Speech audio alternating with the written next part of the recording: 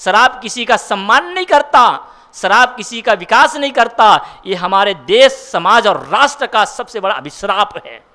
लेकिन आज भी ना ये सरकार समझती है, ना ये समाज समझते हैं। अरे सरकार तो अंधी है, समाज भी अंधे हैं, लेकिन कम से कम आप आंख वाला बने। इस शराब हमें गर्त में ले जाने वाले हैं, इसलिए आप इससे ऊपर उठिए। और शराब ही नहीं, शराब जैसे जितने दुर्व्यसन हैं आप इससे मुक्त हो, और मुक्त हो करके ये जो महाभारत है ना, ये शराब और जुआ का सबसे बड़ा प्रमाण है। जुआ में युधिष्ठिर सब कुछ हार गया, और आज जुआ के नाम पर केवल ताश और पासा ही नहीं चलता। आज IPL के नाम पर जितने सट्टाबाजी होता है ना, हमको सब पता है। ऐसा नहीं कि साधु हैं तो नहीं जानते, सब पता है हमको। इतने करोड़ों करोड़ों के ये IPL फालतू का नहीं होता केवल दिखाने मनोरंजन के लिए, इसके पीछे बहुत बड़ा षड्यंत्र है, इसके बड़ा बहुत बहुत सट्टा है। अरे दूर तो छोड़िए, आपके चारामा और रायपुर में भी चलता है। अब चलता है कि नहीं चलता? और नए सब बड़े बड़े लोग आ गए हैं इसमें। अब ये भी जुआ है, और याद रखिए जुआ के जाल में जो फंसेगा वो कभी जीवन में उबर नहीं सकता, कोई निकल नहीं सकता। और ये ऐसा माया जाल है कि इसमें आदमी सदैव धंसता जाता है, मरता चला जाता है, कभी विकास कर सकता नहीं है।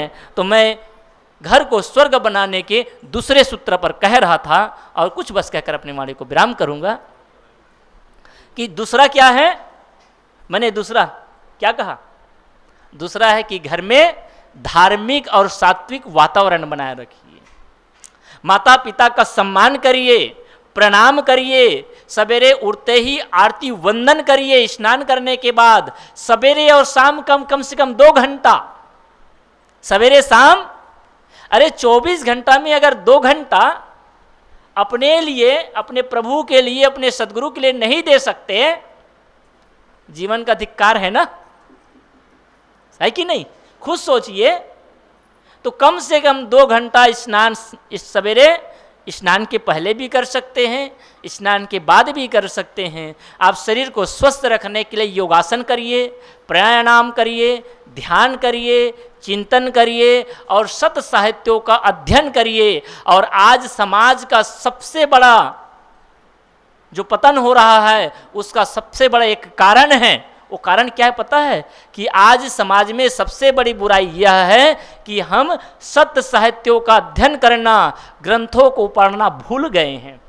मैं आपको पूछूं मोबाइल कब चलाए हो, तो आप तुरंत बताएंगे साहब आधा घंटा पहले। अरे आधा घंटा मुश्किल है, बात सही है ना? तो मोबाइल 1 मिनट भी नहीं छूटता। लेकिन मैं आपको पूछूं गीता को आपने कब से कब पढ़ा है, तो आपको याद करना पड़ेगा साहब 1 महीना हो गया। वही शायद किसी ने तो गीता को 1 महीना भी ना पढ़ा हो। मैं आपको यहाँ कबीरपंथी भाई बैठे उससे मैं पूछूं कि आप कबीर साहब के सदग्रंथ को, बीजक को, कबीर अमृतवाणी को, कबीर भजनावली को कब पढ़े हैं, तो कहेंगे साहब याद नहीं। आज हमारा सबसे बड़ा दुर्भाग्य है हिंदू समाज का कि हम अपने धर्म ग्रंथों को पढ़ना भूल गए हैं। आप महाभारत पढ़िए, गीता पढ़िए, रामायण पढ़िए, 6 शास्त्र को पढ़िए, आप उपनिषद पढ़िए, आप कबीरपंथी है तो बीजक पढ़िए। आप नियम बना लीजिए, नेम जगावे प्रेम को, प्रेम जगावे जीव, और जीव जगावे शिव को, वही शिव वही पीव। इसलिए माता बहनों से मेरा खास निवेदन है, आप लोग भक्तिमती हैं और होना भी चाहिए। क्यों? क्योंकि आपके हाथ में ही घर का भविष्य है, ये समाज का भविष्य है। आप चाहें तो हमारे समाज को नरक की ओर ले जा सकती हैं, और चाहे तो आप स्वर्ग की ओर ले जा सकती हैं। इन माताओं के हाथ में बच्चों का सुंदर उज्जवल भविष्य होता है, घर की जिम्मेदारी होती है। इसलिए आप लोगों की जिम्मेदारी ज़्यादा है। आप संस्कार बच्चों को तभी देंगे जब आप खुद संस्कारी होंगे। और संस्कार कहाँ से मिलेगा? संस्कार स्कूल से नहीं मिलेगा बंधुओं, स्कूल से संस्कार नहीं मिलता है। स्कूल से शिक्षा मिलती है, भौतिक जानकारी मिलती है। अगर घर से संस्कार न मिलते ना, तो इस मास्टर को भी पढ़ाने नहीं देंगे, बच्चे दिन भर उधम करेंगे। अगर बच्चा जाकर के स्कूल में शांति से बैठता है, ये भी घर के संस्कार के कारण है। अगर बच्चे को संस्कार ना मिले तो स्कूल में भी वो शांति से बैठ सकता नहीं है। इसलिए माता बहनों से मेरा करवत निवेदन प्रार्थना है, क्योंकि आपकी संख्या यहाँ पर ज़्यादा है, थोड़ा सा समय निकालिए। अरे ये शरीर के फैशन में आप समय बिताती हैं, साहब जी कह रहे थे, है ना, शरीर के फैशन में सुंदर। अरे प्रभु ने आपको इतना सुंदर बनाया है, इतने मोहक बनाया है, और कहीं ज़्यादा शरीर को सुंदर बनाने के चक्कर में पड़ने की जरूरत। सहज श्रृंगार करिए, सुंदर भी दिखिए, लेकिन इसके पीछे पड़ने की जरूरत नहीं है। ब्यूटी पार्लर सबसे बड़ी मूर्खता की जगह, हाँ क्षमा करिएगा। और आप, मैं पुनः कहूँगा कि आप ब्यूटी पार्लर जैसे जाती वैसे ही आप अपने प्रभु को फिर बदनाम करती है कि प्रभु आपने मुझे सुंदर नहीं बनाया। आप शिकायत करने गए हैं वहाँ, आप सुंदर बनने नहीं, आप अपने प्रभु को शिकायत करने गए हैं, क्योंकि ब्यूटी पार्लर में ही आकर मैं सुंदर हो सकती हूँ, प्रभु आपने तो मुझे बदसूरत बना दिए थे।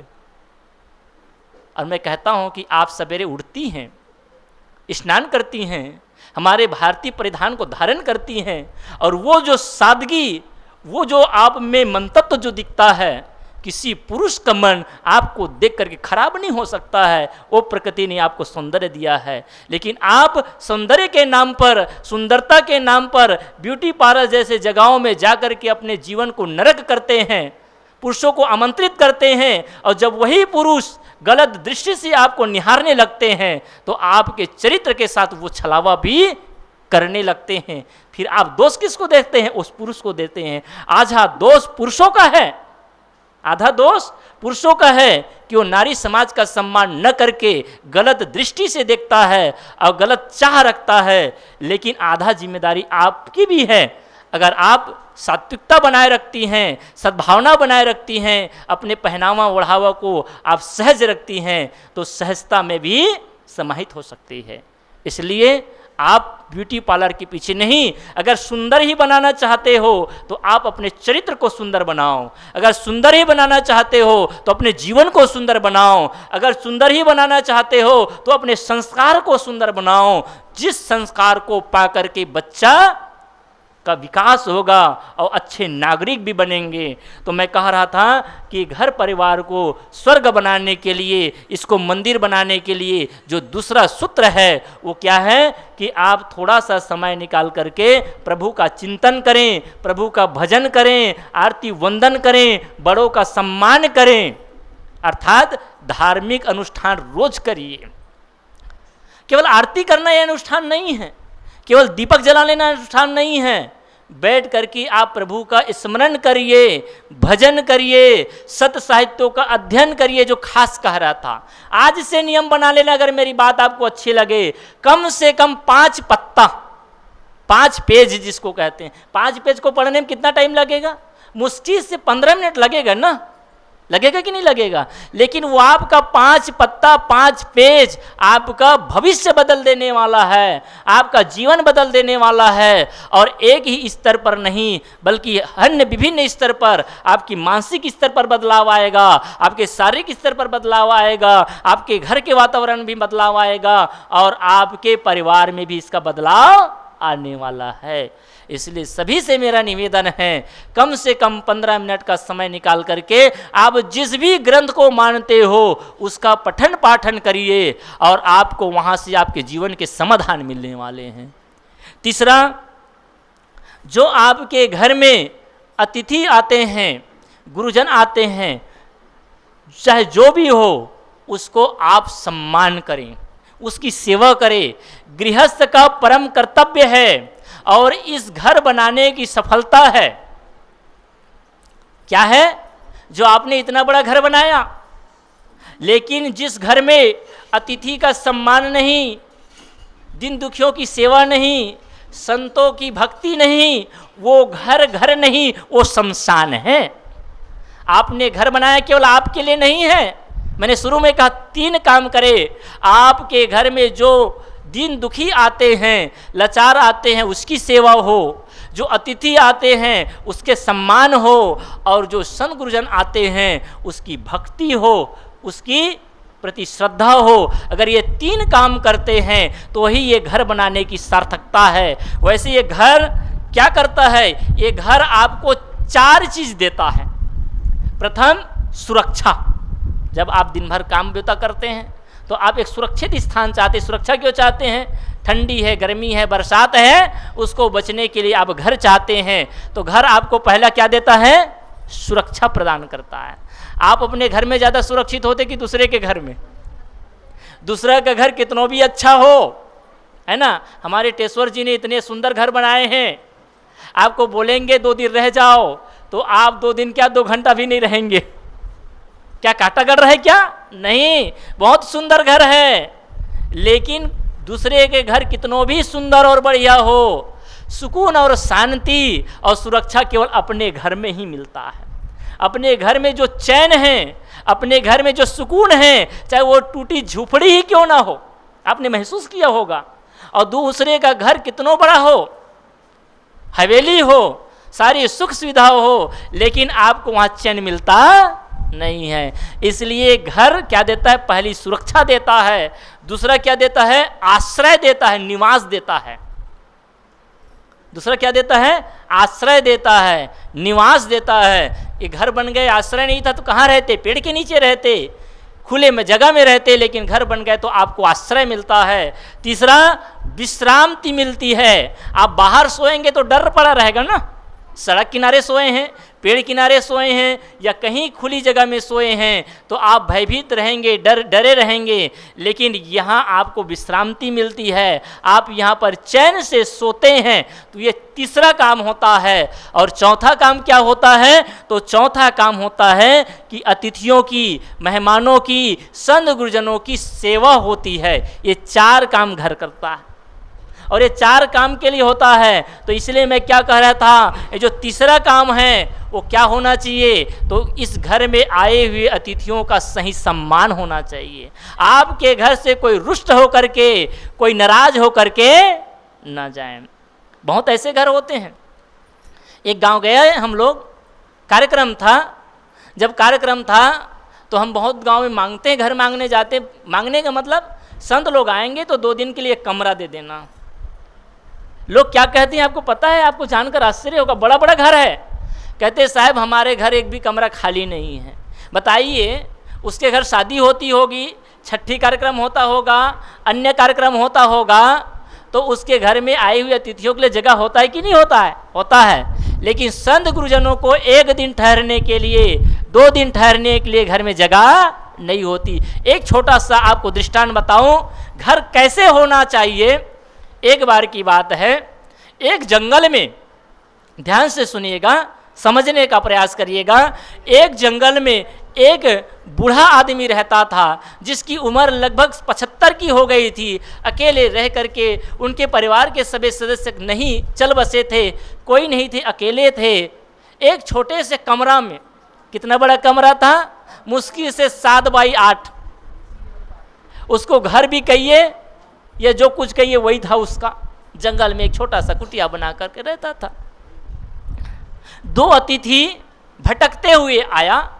कभी कभी ऐसा होता है, आज का ज़माना तो अलग है, आज मोटरसाइकिल है, कारें हैं, बसें हैं, सारी सुविधाएं हैं। न भी हो तो एक फ़ोन लगा दो, लेने पहुंच जाते हैं। सही कि नहीं? पहला ज़माना क्या था? लोग यात्रा करते थे, जहां पर रात हो जाती वहीं पर रुकना पड़ता था, मजबूरी होती थी। जिसके घर जाते उसको भी पता नहीं होता था कि हमारे अतिथि कहाँ पर पहुँचे हैं। तो ऐसा ज़माना था और ये ज़्यादा लंबा नहीं, अभी की बात है। तो रास्ता भी भटक गए थे, संध्या हो गया था। तो सांझ को वहीं रात काटने के लिए जगह खोजना चाहे तो जंगल में घर कहाँ मिले। लेकिन एक छोटी सी कुटिया बनी थी, वहाँ गया और जहाँ जाकर के उसने आवाज़ लगाया तो वहाँ से एक बूढ़ा व्यक्ति लाठी टेक करके बाहर आया। उसने कहा, भैया आप लोग कौन हो? मैं पहली बार आप लोगों को देख रहा हूँ, आप लोग कहाँ से आए हो? उसने कहा, भैया कि हम दूर से चल करके आ रहे हैं, रास्ता भी भटक गए हैं, यात्रा हमारी लंबी है और हम थक भी चुके हैं, रात्रि विश्राम करना चाहते हैं। अगर आप हमें रात्रि निवास करने के लिए दे दे तो आपकी बड़ी कृपा होगी। बूढ़ा गदगद हो गया, प्रसन्न हो गया। उसने कहा, आप लोग मेरे यहाँ रहना चाहते हैं? अरे ये मेरा धन्य है, मेरे घर में 1 महीने तक कोई आया भी नहीं है। आप सोचिए, जिसके घर में 1 महीना 2 महीने तक कोई आदमी ना आया हो। कभी कभी ऐसा होता है, जंगल में होता ही है, आप जाकर देखिएगा। और हमारे छत्तीसगढ़ वासी यानी कि जिसको आप धमतरी से आगे वाले लोग कहते हैं ना, उसको छत्तीसगढ़ के लोग बोलते हैं आप लोग। जब उधर के लोग बस्तर क्षेत्र में जाते हैं तो उनके व्यवहार को पा करके गदगद होते। कैसे कहते हैं कि जंगलवासी इतने हृदय के पवित्र होते हैं और इतने संस्कारी और सेवाभावी होते हैं कि सब कुछ निछावर कर देते। क्यों? क्योंकि वो लोग जानते हैं मनुष्य होने के भावना को, क्योंकि उसके यहाँ कोई ज़्यादा अतिथि पहुँचते नहीं हैं। अगर अतिथि पहुँच गए तो वो सबसे बड़े सौभाग्यशाली वो अपने आप को समझते हैं, और उसी धरती में आप सब लोग भी बैठे हुए हैं। ये बस्तर की धरती सेवा की धरती है, जहाँ पर अतिथि को देवता कहा जाता है, अतिथि देव भव कहा जाता है। ऐसे पवित्र स्थान पर आप बैठे हुए हैं। वो बूढ़ा व्यक्ति इतना गदगद हो गया, खुश हो गया, प्रसन्न हो गया कि मेरा सौभाग्य है कि मेरे घर में अतिथि आए हैं। अतिथि और मेहमान का अंतर बता दूं, जिसको आप निमंत्रित करके या जो परिचित होते हैं और समय से आते हैं उसको मेहमान कहते हैं, उसको रिश्तेदार कहते हैं। लेकिन जिसका कोई परिचय नहीं, जिसका कोई समय नहीं और अचानक आपके घर द्वार आंगन में पहुंच जाए, उसे कहते हैं अतिथि। और अतिथि को ही हमारे 4 देवताओं में से एक देवता कहा गया है। मातृ देव भव, पापित्र देव भव, आचार्य देव भव और अतिथि देव भव। यानी माता पिता और गुरु के समान हमारे अतिथि को माना गया है। क्यों? क्योंकि यही हमें सच्ची सेवा करने का अवसर प्रदान करते हैं। वो बूढ़ा व्यक्ति धन्य करते हैं कि आज जीवन मेरा धन्य हो गया कि आज मैं अपने सहोदर से, अपने भाइयों से मिल रहा हूँ। अंदर बुलाते हैं, जैसे तैसे सम्मान कराते हैं, और सम्मान कराने के बाद अपनी जो टूटी खाट थी, चारपाई थी, उसको बढ़िया से बिछा करके दे देते हैं और बूढ़ा बेचारा अपने जमीन में लेटने लगते हैं। उसके भाव को देख करके जो सज्जन आया था ना, उसके मन में एक प्रश्न उठा। उसने कहा, इतनी सेवा, अरे इतनी सेवा तो हमारे घर में आते हैं वो भी नहीं करते हैं, उसकी भी हम सेवा नहीं कर पाते, और हम लोगों को अपरिचित को आप अपना खाट दे रहे हैं और आप खुद जमीन में सो रहे हैं। याद रखें कि आपके घर में कोई अतिथि आ जाएं, आपके घर में कोई संत और गुरुजन आ जाएं, तो आप उसका सम्मान करिए, सत्कार करिए, कभी अपमान मत करिए, क्योंकि वही असली देवता है। उस सज्जन ने कहा कि भाई हम 2 लोग आ गए तो आपने अपने खाट को हमारे लिए दे दिया और आप जमीन में लेट गए, लेकिन हम 2 के जगह में 3 आ जाते तो क्या करते? अब परीक्षा ले रहे हैं। वो बूढ़ा लेटने ही वाला था, बैठा हाथ जोड़ते हुए कहा, भैया मुझे पता है कि मेरे यहाँ 2 चारपाई भी नहीं और 2 चारपाई रखने की जगह भी नहीं, मेरे घर में 2 चारपाई भी नहीं और 2 चारपाई रखने की जगह नहीं, लेकिन प्रभु ने इतनी जगह तो जरूर दिए हैं। क्या करेंगे कि क्योंकि अगर 3 आ गए तो 2 को मैं ऊपर सुलाऊं और 1 को नीचे सुलाऊं, ये तो अतिथि का अपमान होगा, इसलिए चारपाई को बाहर निकाल देंगे और आप 3 और हम 1 चारों यहाँ पर जमीन में लेट जाएंगे और हमारा रात कट जाएगा। कम से कम इतनी बड़ी जगह तो है। उस सज्जन ने फिर प्रश्न किया, अच्छा हम 3 के जगह में 4 आ जाते, 5 आ जाते तो कैसे करते? परीक्षा ले रहे हैं, परीक्षा कैसे होती है? उसने बूढ़ा ने हाथ जोड़ा और कहा, भैया मुझे पता है कि अगर आप 5 आ जाते तो भी मैं आपका स्वागत करता, सेवा करता, क्योंकि मेरा सौभाग्य है कि मेरे घर में 5 अतिथि आ जाते और 5 तो परमेश्वर कहा जाता है, माने परमेश्वर मेरे द्वार में पहुंच जाते तो मैं आपकी भी सेवा करता। कैसे करते? उसने कहा कि मुझे पता है आप 5 और मैं 6, और 6 को सोने की जगह तो नहीं है। अब 7 फीट की जगह हम 6 लोग तो नहीं सो सकते ना। उसने कहा 6 को सोने की जगह तो नहीं है, लेकिन इतनी बड़ी जगह तो है कि हम 6 लोग बैठ करके हरि कीर्तन करते हुए, हरि का स्मरण करते हुए, हरि का भजन करते हुए हम रात को बिता देते और रात भी बीत जाता और आपका सत्कार भी हो जाता। वो सज्जन बड़ा प्रसन्न हुआ और प्रसन्न होकर के उसने अंतिम में एक और प्रश्न ठोक दिया, अच्छा ये बता हम 5 के जगह में 7 आ जाते तो कैसे करते? अब धर्म संकट आ रहा है। उसने कहा कि भाई मेरा अहोभाग्य, इतने लोग मेरे घर में पहुंचते छोटे से कुटिया में, मेरा जीवन धन्य हो जाता। कैसा सम्मान करते, कैसे सोते? उसने कहा कि भाई मुझे पता है कि छोटे से कुटिया में, छोटी से जगह में आप 7 और मैं 8, 8 को बैठने की भी जगह नहीं, लेकिन ये तो कर सकते हैं कि क्योंकि बाहर रह नहीं सकते, जंगल है, जीव जंतु आते हैं, पानी भी गिर जाते हैं, इसलिए डर है, इसलिए हम लोग 8 के 8 यहाँ पर खड़े खड़े हरि का कीर्तन करते हुए, भजन करते हुए, नाचते गाते रात को कैसी तरह से काट लेते हैं। देखिए उस बूढ़ा का घर छोटा है लेकिन दिल कितना बड़ा है, बहुत बड़ा है ना।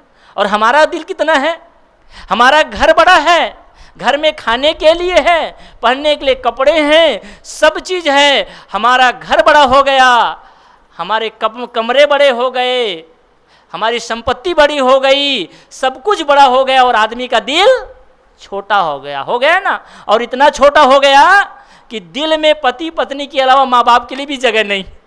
अब जिसके दिल में माँ बाप के लिए जगह नहीं, उसके अतिथि के लिए क्या जगह होगा।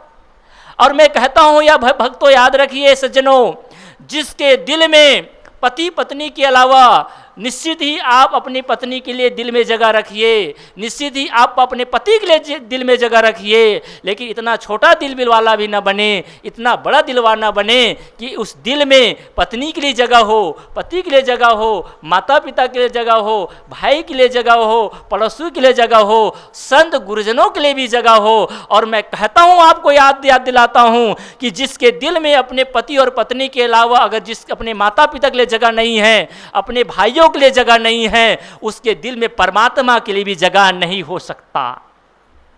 जो अपने माता पिता को अपने दिल में नहीं बसा सकता, वो परमात्मा को भी अपने दिल में कभी बसा सकता नहीं है। इसलिए बड़ा दिल वाला बने, अपने दिल में अपने प्रभु को बसाना सीखे। और पहले प्रभु तो अपनी माँ है, अपने पिता हैं, और जो अपने माता पिता का ना हो सका वो परमात्मा का भी हो सकता नहीं है।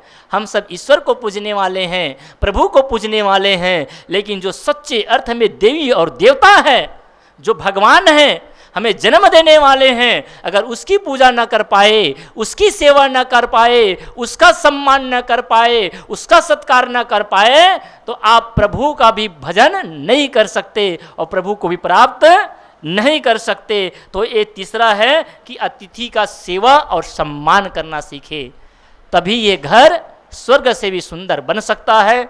चौथा क्या है? चौथा है कि गुरुजनों की सेवा करना। गुरुजनों की सेवा करें, और गुरुजनों की सेवा करते हुए जिस घर में बच्चों को सुंदर संस्कार दिया जाता है, आपके घर में आपके बच्चे सुंदर संस्कार पाते हैं कि नहीं पाते हैं, ये प्रयोग करिएगा। गलत संस्कार देते हैं, गलत शिक्षा देते हैं, तो समझ लीजिए कि आप अपने घर को स्वर्ग बनाने की दिशा में नहीं बल्कि घर को तोड़ने की दिशा में लग रहे हैं। तो चौथा काम क्या करें कि चौथा, बच्चों को सुंदर संस्कारवान बनाएं। और बच्चों को सुंदर संस्कारवान बनाने के लिए सबसे जो प्रथम मंत्र है वो क्या है? खुद को संस्कारवान बनाएं। क्या बनाएं? खुद को संस्कारवान बनाएं। और खुद को संस्कारवान बनाने के लिए क्या करना पड़ेगा? जिस प्रकार से आप मंदिर में जाते हैं, यहाँ जितने भाई बैठे हैं आप ध्यान रखिए, क्या बीड़ी पीते पीते आप घर में मंदिर में जाते हैं? क्या शराब पी करके मंदिर में जाते हैं? क्या आप अशुद्ध होकर के मंदिर में प्रवेश करते हैं? नहीं करते ना? सही बोल रहा हूँ? ये हमारे बहनें जब अशुद्ध होती है, चाहे वो शारीरिक दृष्टि से, तो मंदिर में जाना पसंद नहीं करती है। एक घर हम लोग गए थे आज, तो बेचारी नहाई नहीं थी, तो आरती करने में बड़े संकोचा रहे थे। वैसे संकुचाने की जरूरत नहीं है, भाव पवित्र है, मन पवित्र है, मन में अगर भक्ति है तो शरीर से अगर स्नान भी नहीं किए हैं, जिस दिन मन भजन से स्नान हो जाएगा, जिस दिन हृदय जो है भक्ति से स्नानित हो जाएगा, उस दिन शरीर को स्नान कराने की जरूरत नहीं पड़ेगी। लेकिन फिर भी आप मंदिर में शरीर को अपवित्र करके प्रवेश नहीं करते हैं, तो याद रखिए बंधुओं, जिस घर में आपका जन्म हुआ है, जिस घर को आपने स्वर्ग बनाया है, ये भी तो प्रभु का वास करने वाला मंदिर है। तो भला इस घर में आप शराब पी करके, बीड़ी पी करके, सिगरेट पी करके या नाना दुर्व्यसन करके कैसे प्रवेश करते हैं? अगर आज से अगर प्रवेश करते हैं तो आप अपने घर को स्वर्ग नहीं बनाना चाहते, आप अपने घर को चारों धाम नहीं बनाना चाहते, आप अपने घर को तीर्थ नहीं बनाना चाहते, बल्कि आप अपने घर को तो होटल बनाना चाहते हैं। याद रखिए, अगर आप घर में शराब पीकर प्रवेश करते हैं, बीड़ी पीकर के प्रवेश करते हैं या प्रवेश करके पीते हैं, तो आपका घर आपके लिए घर नहीं, आपका घर आपके लिए मंदिर नहीं, आपका घर आपके लिए तीर्थ नहीं, बल्कि वो होटल है, होटल।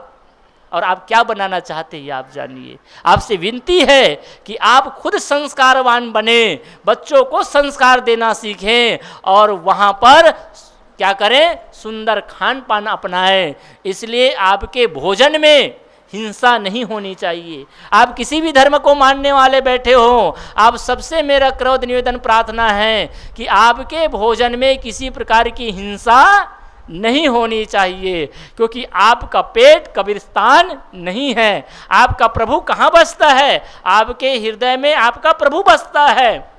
बताइए, प्रभु को आप मंदिर में जाते हैं तो क्या जलाते हैं जी? अगरबत्ती जलाते हैं। तो उस प्रभु को, मंदिर के प्रभु को आप अगरबत्ती जलाते हैं और हृदय में बैठे हुए प्रभु को क्या देते हैं? बीड़ी पिलाते हैं, है ना? आप मंदिर में बैठे प्रभु है, उसको प्रसाद चढ़ाते हैं, उसको गंगा जल चढ़ाते हैं, और हृदय में प्रभु बैठे हुए प्रभु को क्या चढ़ाते हैं? शराब चढ़ाते हैं। सही कि नहीं? आप मंदिर में बैठे प्रभु को तिलक लगाते हैं। कौन सा तिलक? चंदन का तिलक लगाते हैं, बंधन का तिलक लगाते हैं, गुलाल का तिलक लगाते हैं, और अंदर में बैठे हुए प्रभु को कौन सा तिलक लगाते हैं? गुड़ाखू का और गुटखा का तिलक लगाते हैं। कैसे हम भक्त हैं? कैसे हम भगवान को भजन करते हैं? सच्चे भगवान के भजन करना सीखें। अंतिम और पांचवा सूत्र है घर को स्वर्ग बनाने को, मकान को घर बनाने को, और वो क्या है? वो है कि आपस में जितने भी लोग रहते हैं, अंतिम बात और महत्वपूर्ण बात है, ध्यान से सुनिए। हाँ, जहाँ जहाँ जगह मिले बस अंतिम समय है। ये खास अंतिम बात है। मैंने 4 बात बताई और अंतिम 5वां बात बताने जा रहा हूँ कि घर, मकान को घर बनाने का, घर को स्वर्ग बनाने का, स्वर्ग को मंदिर बनाने का ये जो 5वां मंत्र है वो क्या है? कि घर में जितने भी सदस्य रहते हैं वो आपस में प्रेम और समता के साथ रहें। ऐसा रहते हैं तो आपका मकान स्वर्ग बनने वाला है, आपका घर मंदिर बनने वाला है। लेकिन घर में जितने सदस्य हैं, कौन है? माता पिता है, पति पत्नी है, दिरान जेठानी है, अगर आपस में प्रेम नहीं, आपस में सेवा का भाव नहीं, आपस में त्याग और विश्वास का भाव नहीं, तो वह घर कभी भी मंदिर नहीं बन सकता। याद रखिए, आप प्रभु के भक्त हैं, आप सद्गुरु के अनुयायी हैं, तो क्या बने? कि आपस में हम प्रेम के साथ रहना सीखे, जिसको संत और गुरुजन कहते हैं मृदुवाणी सुंदर बर्ताव सभी गुणों की खान है, और प्रेम की गंगा बहे जहाँ पर वह घर स्वर्ग समान है। स्वर्ग जाना नहीं है, घर को स्वर्ग बनाना है। लेकिन स्वर्ग बनाना सरल है जी। पंडित जी बता देते हैं, थोड़ी सी पूजा कर लो, पाठ कर लो, तीर्थयाटन कर लो, स्नान कर लो या व्रत उपवास कर लो और स्वर्ग मिल जाएगा। और अब ये शॉर्टकट रास्ता हम भी अपनाते हैं, स्वर्ग जाना नहीं है। और मैं तो कभी कभी कहता हूँ चलो स्वर्ग जाना भी होगा। अच्छा, कैसे स्वर्ग पसंद करते हैं? आपको एक प्रश्न करूँगा, लंबा नहीं खींचूंगा। कैसे स्वर्ग पसंद करते हैं? ऐसा स्वर्ग जहाँ अकेले जाना पड़े, ठीक है ना, और जाएंगे कि नहीं जाएंगे इसकी भी कोई गारंटी नहीं है। जिस स्वर्ग के बारे में नहीं जानते हैं, क्या वैसा स्वर्ग चाहिए जिसमें भाई भी नहीं जाएगा, जिससे आप 7 फेरे लेकर के 7 जन्मों के लिए कसम खाए हैं, वो पति और पत्नी भी नहीं जाने वाले हैं, माता पिता भी नहीं जाने वाले हैं। आप स्वर्ग अकेले जाना चाहते हैं कि सब एक साथ जाना चाहते हैं? अगर अकेले जाना चाहते हैं ना, तो पंडित वाला स्वर्ग में जाना, जो पंडित लोग बताते हैं, कथा में बताते हैं, शास्त्रों में। लेकिन अगर आप सब परिवार स्वर्ग में जाना चाहते हैं, उसका एक ही विकल्प है, आपको स्वर्ग कहीं बाहर नहीं, बल्कि आप अपने घर को स्वर्ग बना लीजिए। और जिस दिन आपका घर आपके लिए स्वर्ग बन जाता है और जितने लोग रहते हैं वो आप लोग स्वर्गीय होते हैं। स्वर्गीय का मतलब स्वर्ग का आनंद लेने वाला, स्वर्ग का मतलब केवल मर जाने वाला नहीं। और उस स्वर्ग को पाने के लिए याद दिला देता हूं, जो पंडित बताते हैं, इस धर्मशास्त्रों में बताया गया है, उस स्वर्ग को पाने के लिए मरना पड़ेगा। क्या करना पड़ेगा? कितने लोग मरना चाहते हैं? नहीं ना? तो पूजा ही करने से बस स्वर्ग मिल जाएगा? कितनों भी पूजा करो लेकिन बिना मरे स्वर्ग मिलेगा? और आज ऐसा स्वर्ग बताता हूं जिसमें मरना नहीं है बल्कि जीना है। और किसके साथ जीना है? अपनों के साथ जीना है। और जितना हम प्रेम के साथ अपनों के साथ जीते हैं, मिलकर के रहते हैं, सद्भावना के साथ रहते हैं, समता के साथ रहते हैं, मृदुवाणी सुंदर बर्ताव सभी गुणों की खान है और प्रेम की गंगा बहे जहां पर, वह घर स्वर्ग समान है। ये घर को हमें स्वर्ग बनाना है और स्वर्ग बनाने की जिम्मेदारी किसी एक की नहीं है बल्कि हम सब की है। घर के जितने भी सदस्य हैं सब आपस में मिल करके हम इसे स्वर्ग बनाने का काम करें। और इस स्वर्ग बनाने की कड़ी में मैंने आप सबको कुछ सूत्र दिया, लेकिन अंतिम सूत्र याद रखिए, वो अंतिम सूत्र है कि आपस में प्रेम। दिरानी जेठानी है तो आपस में प्रेम हो। अरे आप पूरी दुनिया पर भरोसा करते हैं, पूरी दुनिया से विश्वास रखते हैं, और आज सोशल मीडिया के ज़माना में तो एक एक आदमी का लगभग हजारों मित्र होते हैं। जितने फॉलोअर वो मित्र ही तो हैं, चाहे फेसबुक हो, ट्विटर हो, व्हाट्सएप हो, इंस्टाग्राम हो, पता नहीं कितने सारे प्लेटफार्म मुझे पता भी नहीं है। मैं तो व्हाट्सएप के अलावा कुछ चलाता भी नहीं, उसकी एक मजबूरी है ताकि शेयर करना पड़ता है कुछ चीज़, इसलिए व्हाट्सएप बस चला लेता हूँ। लेकिन इसके अलावा ना ट्विटर जानता हूँ, ना इंस्टाग्राम जानता हूँ, ना फेसबुक जानता हूँ, और ना उसके जाल में कहीं पढ़ना भी चाहता। अगर आप सुंदर और स्वस्थ जीवन जीना चाहते हैं तो मोबाइल के जाल से आप मुक्त होए, इंटरनेट से आप अपने को बाहर लाएं, और ये यूट्यूब के जो दौर है ना, उससे बाहर निकल करके सत्य के धरातल पर सत्य के जीवन को महसूस करना सीखे। अरे आप कितने भी ट्विटर में आपके फॉलोअर हो, आपका ट्वीट का जो प्रेम है उससे आपको खुशी मिलने वाली नहीं। जब दो व्यक्ति मिलते हैं और दो व्यक्ति के मिलने से जो प्रसन्नता मिलती है, जो आनंद मिलता है, जो प्रेम मिलता है, वो आपको इंस्टाग्राम, ट्विटर और फेसबुक के मित्र से मिलने वाला मिल सकता है क्या? नहीं मिल सकता है। इसलिए आप सबसे मेरा करवद निवेदन है कि आपस में जितने लोग रहते हैं, हम दुनिया पे सब पर भरोसा करते हैं, ड्राइवर पर भरोसा करते, डॉक्टर मास्टर पर भरोसा करते हैं, जिस दुकान में हम दवाई खरीदते हैं उस दवाई पर भरोसा करते हैं।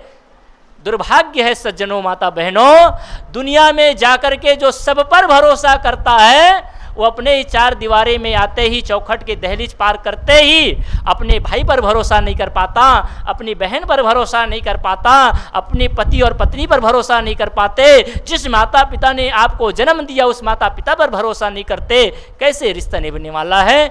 इसलिए घर को स्वर्ग बनाने के लिए अंतिम सूत्र है कि आपस में, घर में जितने लोग रहते हैं, आपस में प्रेम के साथ रहना सीखें, एक दूसरे पर भरोसा करना सीखें और एक दूसरे के प्रति समर्पण और त्याग की भावना लाएं, एक दूसरे के लिए जीने का प्रयास करें। और जिस दिन मैत्री भाव से एक दूसरे के लिए जीना चाहते हैं, जो खुद के ना हो पाया, जो खुद को ना जी पाया, जो अपनों से प्रेम ना कर पाया, जो अपने परिवार से प्रेम ना कर पाया, वो परमात्मा से भी प्रेम कर सकता नहीं है। वो प्रेम तो केवल खोखा है। इसलिए आप सबको बहुत बहुत धन्यवाद देता हूं कि आप सब ने मेरी बातों को काफ़ी लंबे समय तक, लगभग 1 घंटा 10 मिनट, मैं नहीं सोचा था कितना लंबा बोलूं, लेकिन बोलते बोलते हो गया।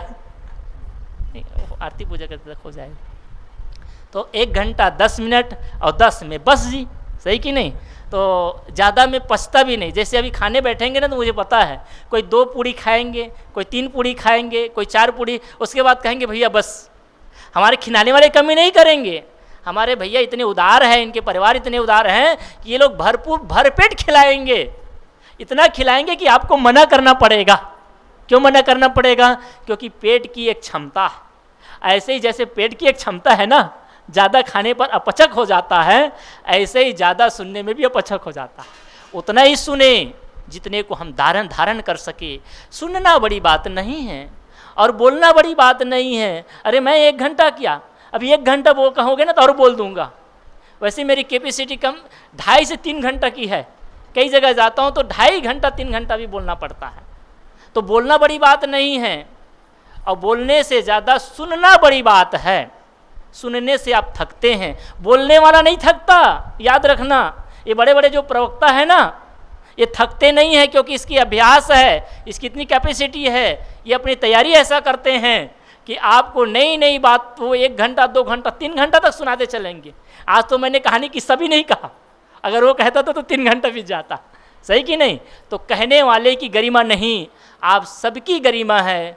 आप सब ने मेरी बातों को बड़े प्रेम के साथ, धैर्य के साथ श्रवण किया। और सुनना आज की डेट में ना सबसे बड़ी बात है, कड़वी सच है, जो सुनने की कला है। लेकिन याद रखना, एक सूत्र देकर जा रहा हूँ, जिस सद्भावना और शांति के साथ आपने मेरी बातों को सुना, वैसे ही आप अपनी सासू माँ की बातों को सुन लेना, जीवन धन्य बन जाएगा। मेरी बात को नहीं सुनोगे तो चल जाएगा, लेकिन जिस दिन आप अपनी सासू माँ की बात को सुन लोगी, जिस दिन आप अपने बहू की बात को सुन लोगी, ये हमारे भाई अपनी पत्नी की बात सुन लेंगे और हमारी बहनें अपने पति की बात सुन लेंगे। सुनना बड़ी बात है।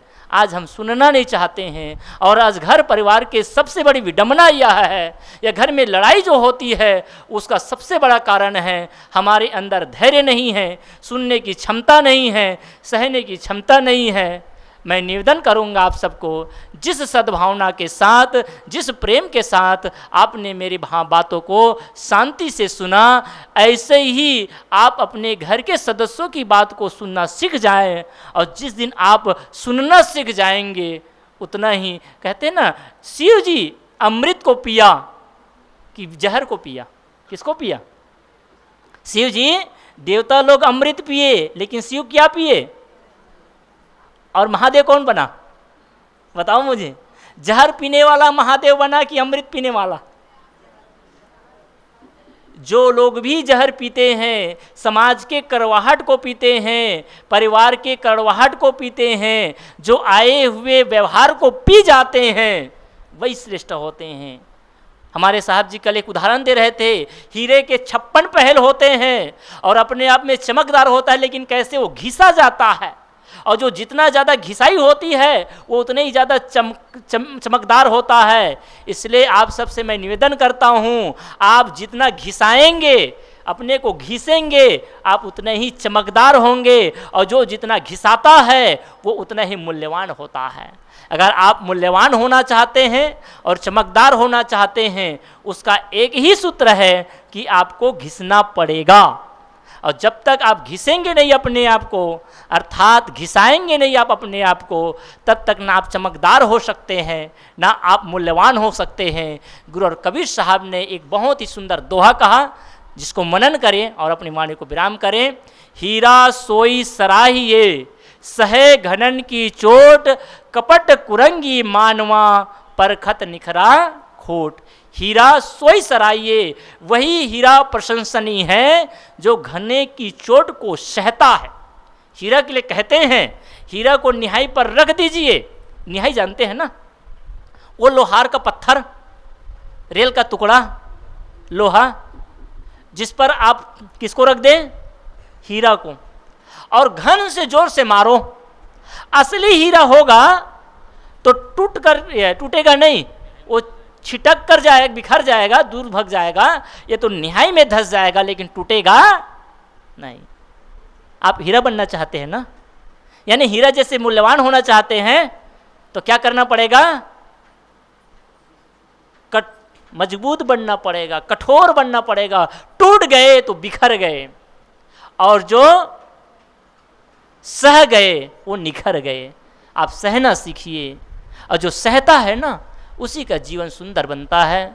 और ज़्यादा न बढ़ाते हुए, आप हीरा बनना चाहते हैं तो चमकदार बनना चाहते हैं, और मूल्यवान तभी हो सकते हैं चाहे कोई भी हो। हमारे जितने भी महापुरुष हैं, उसने अपने जीवन को तराशा, श्री रामचंद्र जी की मैंने बात कर रहा था, उसने अपने जीवन में कितने ठोकरें खाई, कितने सहा।